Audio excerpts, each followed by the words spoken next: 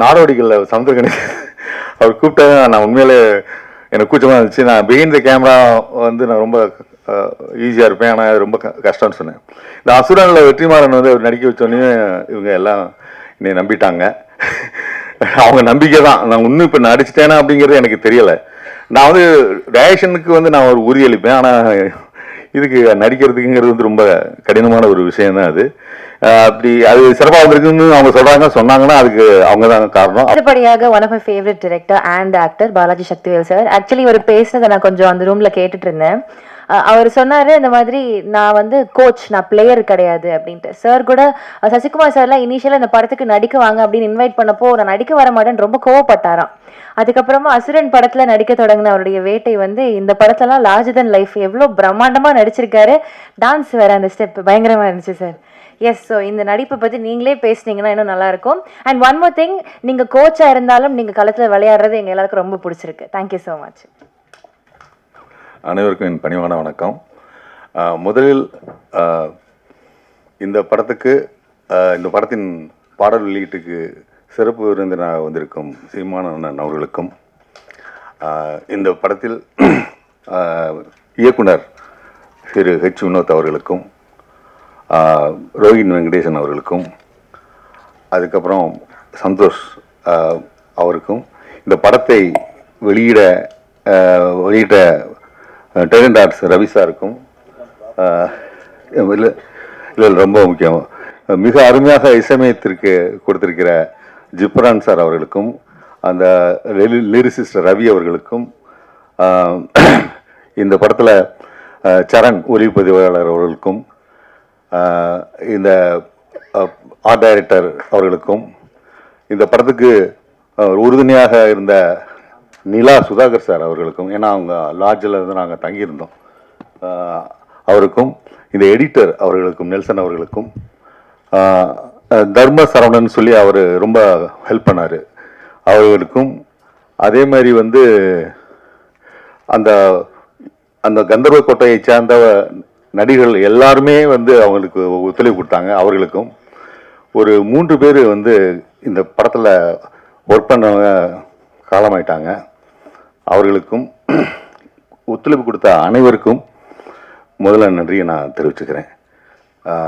அவங்களுடைய, ஏன்னா சரவணன் வந்து இந்த படத்தை ஆரம்பிக்கும் போது அவர் ப்ரொடியூசர் கம் டைரக்டர், அவர் எவ்வளவு கஷ்ட சூழ்நிலையில் ஆரம்பித்தார் அப்படிங்கிறது எனக்கு நல்லாவே தெரியும்.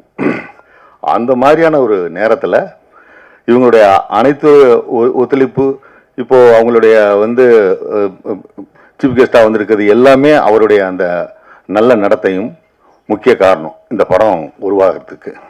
அதுக்காக உண்மையிலே அவருக்கு வந்து எவ்வளவு நன்றி சொன்னாலும் தகும். அதுக்கப்புறம் இன்னும் என் கதைக்கு வரேன். ஆக்சுவலாக நான் எப்படி உள்ளே வந்தேன் அப்படின்னு கேட்டிங்கன்னா, இந்த கதையை வந்து சரவணன் சார் கிட்ட வந்து சொன்னார். அவர் அதை வந்து சொன்னவர் சசி சார் தான் சொன்னார். சரின்னு சொல்லி முடிச்சோடனே, இது நீங்கள் இந்த கோப்பலிங்கம் கேரக்டர் நீங்கள் நடிக்கிறீங்க அப்படின்னு அவர் சொன்னோன்னே, ஒன்று என்னங்க அப்படிங்க சொல்கிறீங்க. அப்புறம் சசியும் அதான் சொன்னார் எனக்கு. அப்புறம் எனக்கு வந்து ஏற்கனவே உங்கள் நாடோடிகளில் சமுத்திரகணி அவர் கூப்பிட்டாங்க. நான் உண்மையிலே எனக்கு கூச்சமாக இருந்துச்சு. நான் பிஹைண்ட் த கேமரா வந்து நான் ரொம்ப ஈஸியாக இருப்பேன், ஆனால் ரொம்ப கஷ்டம்னு சொன்னேன். இந்த அசுரனில் வெற்றிமாறன் வந்து அவர் நடிக்க வச்சோடனே இவங்க எல்லாம் என்னை நம்பிட்டாங்க. அவங்க நம்பிக்கை தான். நான் இன்னும் இப்போ நடிச்சிட்டேனா அப்படிங்கிறது எனக்கு தெரியலை. நான் வந்து டைரக்ஷனுக்கு வந்து நான் ஒரு உறுதியளிப்பேன், ஆனால் இதுக்கு நடிக்கிறதுக்குங்கிறது வந்து ரொம்ப கடினமான ஒரு விஷயம்தான் அது. அப்படி அது சிறப்பாக வந்திருக்குன்னு அவங்க சொன்னாங்கன்னா அதுக்கு அவங்க தான் காரணம். அவர் ரைட்டிங், அவருடைய அந்த ஒரு எழுத்தாளர் பத்திரிகையாளர் இருக்கிறதுனால அந்த சமூக அக்கறை கூட இருந்த ரைட்டிங்கு, அது ரியல் இன்சிடெண்ட்டை யூஸ் பண்ணிக்கிட்ட அவர் அந்த பாங்கு, இதெல்லாம் சேர்ந்து தான் வந்து அதை வந்து இவ்வளோ சிறப்பாக வந்திருக்குன்னு சொல்கிறாங்க எனக்கு. அதே மாதிரி அவர் சசிகுமார் வந்து அவர் இந்த படத்தில் நீங்கள் பார்த்துருப்பீங்க, டைலரே பார்த்துருப்பீங்க, எவ்வளோ இதுவரையும் தோன்றிடாத ஒரு மாறுபட்ட வேடத்தில் அவர் தோன்றியிருக்காரு. எனக்கு அதான் ரொம்ப, நான் ஃபஸ்ட்டு ஷூட்டிங் இருக்கும்போது 2-3 நாள் அப்படியே அப்சர்வ் பண்ணிக்கிட்டே இருந்தார். அப்புறம் அவர் பிக்சர் உள்ளுக்குள்ளே வராரு அவர்.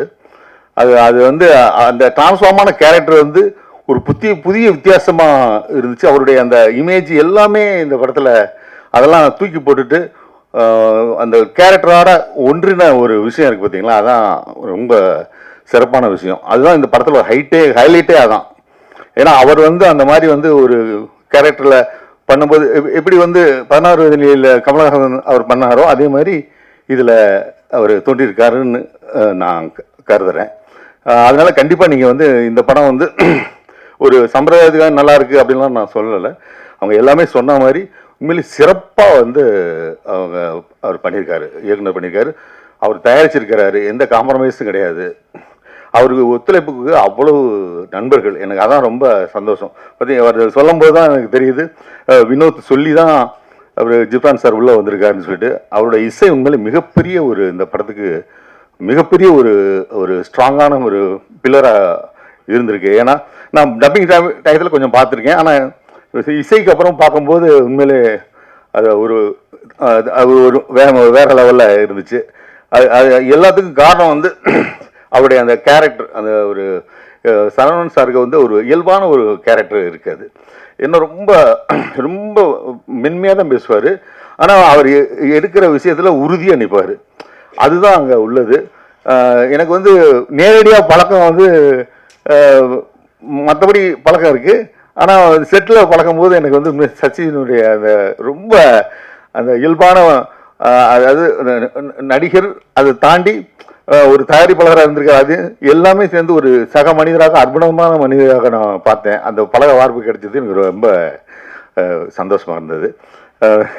கனி, நான் கூப்பிடும்போது வரல, நீ இப்போ வந்து நீ நடிக்கிற அப்படின்னு சொல்லி உரிமையாக வந்து கோச்சிக்கிட்டது, இது எல்லாமே எனக்கு ரொம்ப இதாக இருக்குது. எனக்கு கொஞ்சம் கூச்சமாக இருக்குது. அதனால் எல்லாத்துக்குமே வந்து இந்த படத்தை வந்து அடுத்த லெவலுக்கு கொண்டு போய் மக்கள்கிட்ட சேர்க்க வேண்டிய இது உங்கள் கடமை என்று கூறி விடைபெறுகிறேன். நன்றி, வணக்கம். Thank you so much sir.